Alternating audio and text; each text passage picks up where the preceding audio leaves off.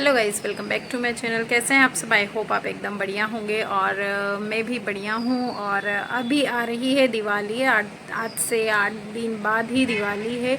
तो बस नवरात्रि हो गई, दशहरा हो गया और अब बारी है दिवाली की और दिवाली की सफाई की। और जैसा कि हम लोग खंडवा जाते हैं नवरात्रि पे, मैंने सारी वीडियोस डाली ही है। तो खंडवा से आए और अब लग जाऊंगी मैं दीपावली की तैयारी में और दिवाली की सफाई में। तो सबसे बड़ा ये काम होता है कि सफाई कहाँ से शुरू करें। तो मैं आज से यही लेके बैठी हूँ काम, क्योंकि वहाँ से आने के बाद ही 1-2 दिन रेस्ट करने के बाद ही लग जाते हैं काम पे। तो आज से एक एक रूम स्टार्ट करने वाली हूँ मैं। और बस मैं यही सोच रही हूँ कि शुरू कहाँ से करें, क्योंकि काम बहुत सारा है और दीपावली पे वापस जाते हैं खंडवा। तो उसके पहले हम लोग यहाँ पर करते हैं अच्छी खासी सफाई, क्योंकि घर पे सफाई तो होना ही ज़रूरी होता है और दिवाली की सफाई इस बहाने से अच्छे से हो ही जाती है। तो बस बच्चे स्कूल चले गए थे सुबह से और मैं लगी थी सोचने में कि सुबह मैं स्टार्टिंग करूँ कहाँ से। तो सबसे पहले मैं एक एक रूम क्लीन करूँगी। तो सबसे पहले तो पंखे जाले ये सब साफ़ करूँगी, क्योंकि सफाई की शुरुआत ही होती है इन सब से ही। सबसे पहले जाले झटकेंगे और उसके बाद फिर मैं धीरे धीरे सब क्लीन करूँगी और फिर सभी अलमारी वगैरह साफ़ करूँगी। तो बस अभी मैं लग जाती हूँ काम पे। सुबह 5:30 बजे उठ तो गई थी, उसके बाद से बच्चों का स्कूल और रेडी करना और ये सब काम। फिर अब मैं आ जाती हूँ दीपावली की सफाई अभियान शुरू करने में। तो बस अपने आप को तैयार कर लिया है। हस्बैंड भी चले गए ऑफिस। अब बचा है मेरे पास 2 बजे तक का समय और 2 बजे तक के समय में मैं अब पूरी सफाई एक रूम को पूरा क्लीन कर देती हूँ। तो मैं लग जाती हूँ काम पे। चलो मिलते हैं सफाई के बाद, एक रूम क्लीन करने के बाद मैं मिलती हूँ आपसे। तो सफाई शुरू करने के पहले अपने आप को रेडी करना बहुत ज़रूरी है और उसके लिए मैंने बांध लिए ऊपर बाल, क्योंकि बाल पूरे बंधे होंगे और पूरा अपना मुंह कवर होगा तभी सफाई अच्छे से कर सकेंगे, क्योंकि अपने ऊपर डस्ट नहीं आना चाहिए, नहीं तो पता लगा सर्दी जुकाम हो गया तो फिर कौन सी सफाई।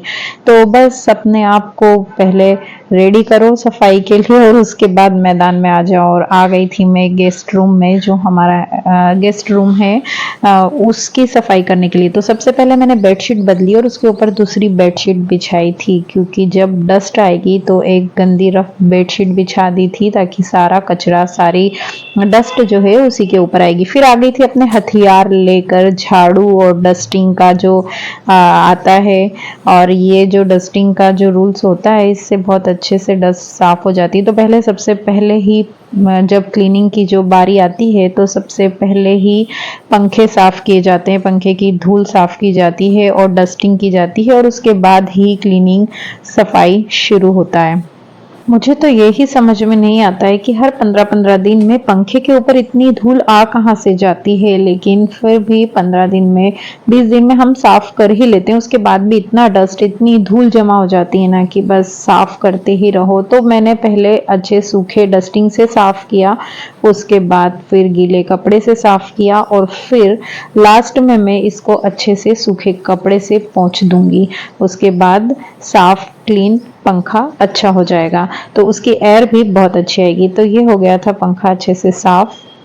पंखे को साफ करने के बाद आजू बाजू के सारे जो एसी के ऊपर डस्ट थी ये सभी साफ की, क्योंकि सभी दूर बहुत ज़्यादा ही धूल जम गई थी। लेकिन ये जो जाले निकालने का जो झाड़ू है इससे बहुत अच्छे से झाड़ू निकल जाती है। और ये सब डस्टिंग में पंखे के आसपास नहीं कर रही थी, क्योंकि पंखे को तो पहले ही क्लीन कर दिया है।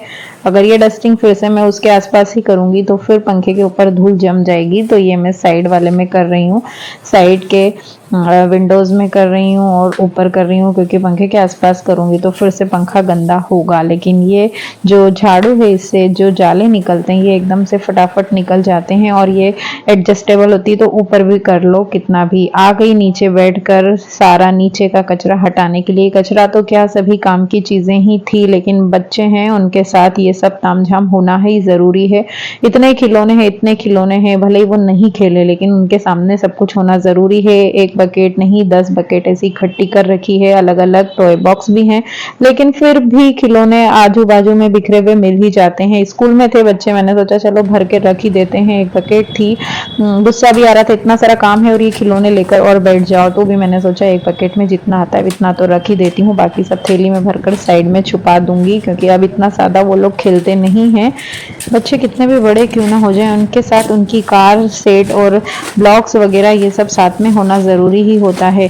तो ये सब मैं साइड में कर रही थी, क्योंकि मेरे जो डस्टिंग के काम थे उसके साथ ये काम बड़ा वाला मुझे मिल गया, तो मुझे और चिढ़ आ रही थी कि इतने कम समय में मैं क्या क्या कर लूँगी। फिर आ गई विंडो में, क्योंकि विंडो में जो नेट लगी होती है उस बहुत ज़्यादा डस्ट जम जाती है और इसकी जाली पे जो धूल होती है ना, उसे निकालना भी एक मुश्किल का ही काम होता है। तो ये इससे ही मैंने साफ़ किया, पहले अच्छे से झटक दिया तो बहुत धूल निकली, क्योंकि ये रूम जो है हमारा फ्रंट आगे का है, तो गाड़ियाँ निकलती है, डस्ट आती ही है। हालांकि ऊपर है, फर्स्ट फ्लोर पर है, फिर भी धूल तो आ ही जाती है। फिर जो नेट के नीचे जो साफ करने का एक होता है, यहाँ पर इतना सारा डस्ट जमा हो जाता है कि ये काम और मुश्किल हो जाता है कि कैसे करें। फिर मैंने लिया एक ब्रश की सहायता से मैं इसके धूल को निकाल रही थी, क्योंकि ये भी इतना जम जाता है अंदर, हम डेली इसको साफ नहीं कर पाते हैं। फिर मैंने सोचा इसको कपड़े पे लपेट कर साफ करें, तो बहुत जल्दी जल्दी निकलने लगी। मैंने ब्रश से किया तो भी बहुत सारी डस्ट बाहर आई, और फिर मैंने कपड़े से उंगली से साफ किया तो देखो ये पूरा क्लीन हो गया।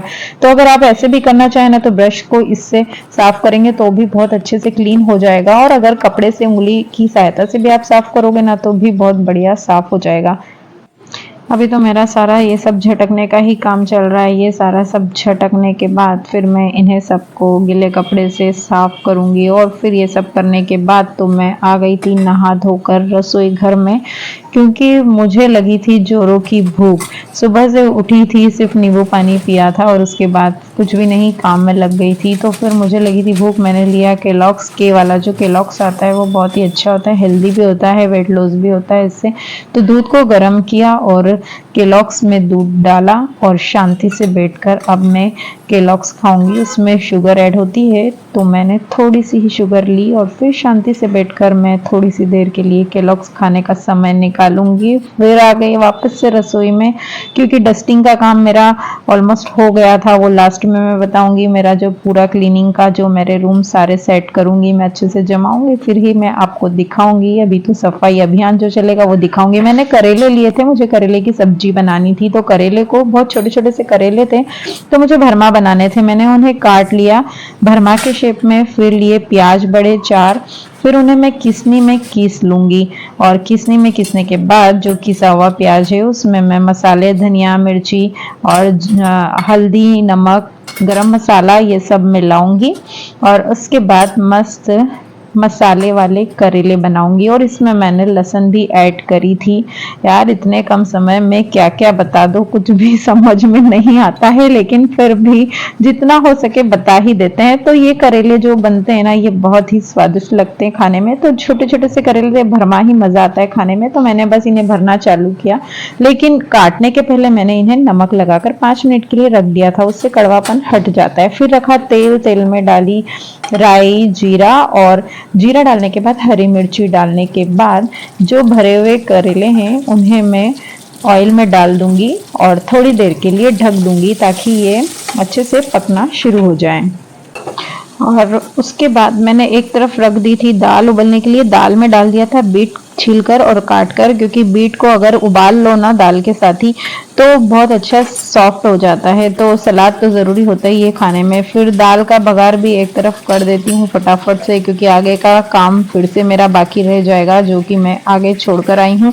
पर नहाकर ये काम भी ज़रूरी होता है कि टाइम पर खाना बना लो, तो ज़रूरी है कि हम दूसरे काम के लिए समय निकाल लेंगे। तो दाल का बघार किया, नॉर्मल राई, जीरा, हींग का तड़का ही लगाया था, ज़्यादा कुछ नहीं किया था। और इधर करेले में जो मसाला रखा हुआ था वो अब डालूंगी मैं। थोड़े से करेले पकने लगे थे, तो अब मैं ये मसाला डाल दूंगी। थोड़े से कटे प्याज अलग से रखे थे, फिर नींबू ऐड करेंगे, नींबू से इसका स्वाद और भी अच्छा आ जाता है। ये सब करने के बाद साइड में आ गई, वॉशिंग मशीन को चेक किया तो मेरी सारी चादरें, क्योंकि बेड से सब कुछ हटा दिया था और सब रफ चादरें बिछा के रखी थी कि काम होगा तो धूल आएगी, तो ये सब धोने एक एक कर कर ये भी काम होता रहे कि सारे धोने के चद्दरें भी धोने में डाल दो तो काम जल्दी जल्दी हो जाएगा। तो एक साथ 4-5 काम करने की आदत तो होती ही है और फटाफट से करना भी होता है। तो आप सबकी दीपावली की सफाई और तैयारी कैसी चल रही है कमेंट करके जरूर बताइए। वीडियो पसंद आती है तो लाइक शेयर कमेंट करना बिल्कुल भी ना भूलें। मिलते हैं एक और नई दीपावली सफाई अभियान में।